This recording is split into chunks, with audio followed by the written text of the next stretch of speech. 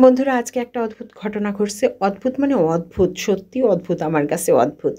আমি আজকে গিয়েছিলাম কিশোর কিশোরী ক্লাবের আমার আবৃত্তির ক্লাস ছিল দাসুরিয়াতে। আমি গিয়েছিলাম সিএনজিতে। তো সিএনজিতে যখনই আমরা যেখানে উঠি না কেন আমাদের ক্যামেরা তো সবসময় অন থাকে।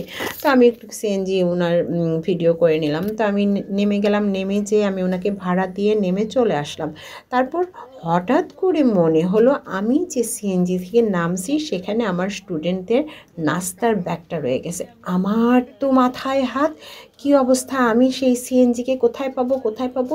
আমি হাঁটতেছি আর ভাবতেছি যে কি হলো, কি হলো। আমার হঠাৎ করে মনে হলো যে সামনে যে সিএনজিটা আছে, মানে সামনে হয়তো বা থাকতে পারে, একটা স্টপেজ আছে, সেই স্টপেজে হয়তো সিএনজিটা থাকতে পারে। তো আমি হাঁটতেছি, যেগুলো সিএনজি আছে সেগুলো দেখতেছি, কোন সিএনজিটা খালি, কোনটা কি, মানে কোনটা আছে, আমি কোনটাতে আসছিলাম। আমার তো ওই সিএনজির লোকের চেহারা আমার একদম মনে নাই। তারপর আমি করলাম কি, দেখতে দেখতে হাঁটতে হাঁটতে হঠাৎ দেখি একটা সিএনজি ফাঁকা দাঁড়ায় আছে, ওই পিছনে আমার ওই ব্যাগটা।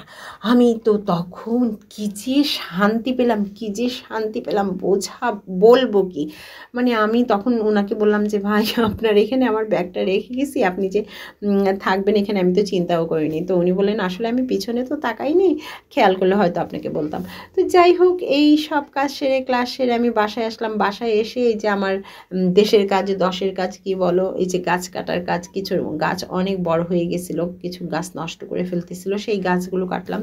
গাছ কেটে আমার নাতনির সাথে অনেকটা সময় বের করলাম, মানে সময় কাটালাম।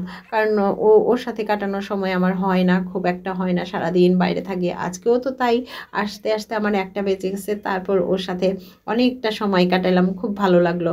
আমার আজকে শুক্রবার বিকেলে প্রাইভেট ছিল না, তাই ওর সাথে একটু কাটাতে ভালো লাগলো আর কি, কাটাতে পারলাম। তো যাই হোক, উনি তো দুষ্টামি করতেছেন, ছটফট ছটফট করতেছেন। তো এদিকে আমি যখন বাড়ি আসছি তখন আমাকে দিদি বলল যে একটা উপহার আসছে, একজন পাঠাইছে, সেগুলো দেখেন এসে। তো আমি ওই তখন তো ছাদে চলে গেছিলাম।